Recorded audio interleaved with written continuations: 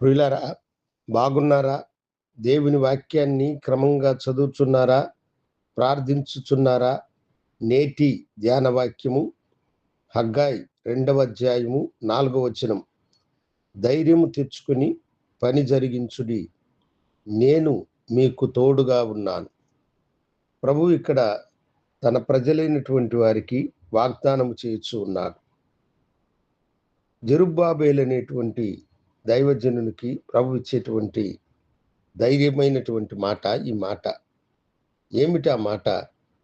ధైర్యము తెచ్చుకొని పని జరిగించుము, నేను నీకు తోడుగా ఉన్నాను అని ప్రభు మనకు తెలియచేస్తూ ఉన్నాడు. చాలాసార్లు మనము పనిని ప్రారంభించడానికి ప్రయత్నం చేస్తూ ఉంటే అనేకమైన మనుషులు మనకు నీరసమును కలుగు చేస్తారు.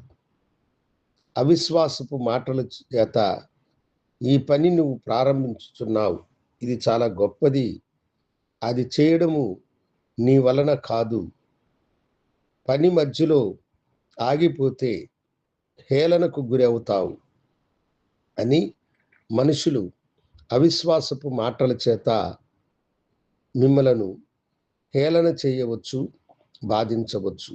అయితే నమ్మదగిన దేవుడు చెప్పే వాగ్దానం ఏమిటంటే, నీవు పనిని ప్రారంభించు, నేను నీకు తోడుగా ఉంటాను.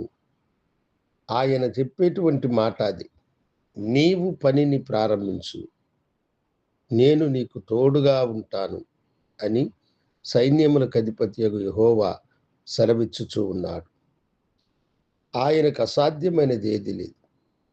ప్రారంభించడము మన పని.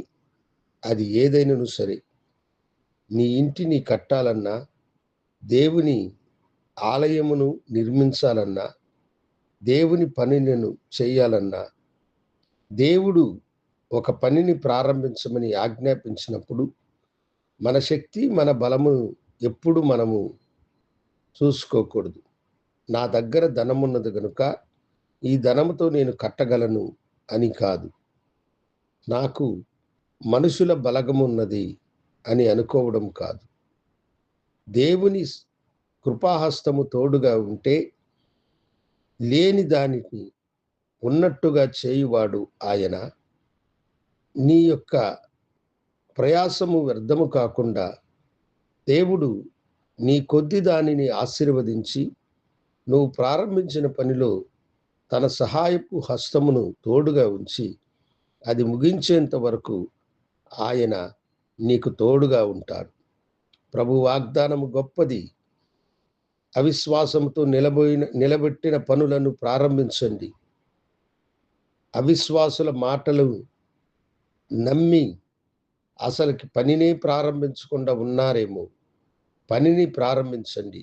ఇదిగో గొప్ప దేవుడు మీకు ఆజ్ఞాపించుచున్నాడు, నీవు పనిని ప్రారంభించు, నేను నీకు తోడుగా ఉంటానని. ఆ దేవుడు తోడయ్యుండి మన కార్యములను జయప్రదము చేయనుగాక. అది ఏదైనాను సరే, నీ బిడ్డల వివాహ విషయమైనను, నీ కుటుంబంలో జరిగేటువంటి గొప్ప కార్యములైనను సమస్తమును ఆశీర్వదించి జరిపించగలిగిన దేవునికి మనలను సమర్పించుకుందాం. నాతో కూడా ప్రార్థనలో ఏకీభవించండి. గనుడా, పరిశుద్ధుడా, నీ బిడ్డలను నీ దయగలనస్సుకు అప్పగిస్తూ ఉన్నాను. మీరు వారికి తోడుగా ఉండి ఆదరించి నడిపించమని, వారు పనిని ప్రారంభించినప్పుడు దానిని ముగించుటకు మీ కృప చూపించమని యేసు నామమున అడిగి వేడుకొంచున్నాను తండ్రి. ఆమేన్. శుభోదయం. ప్రభు మిమ్మలను దీవించునుగాక. ఆమేన్.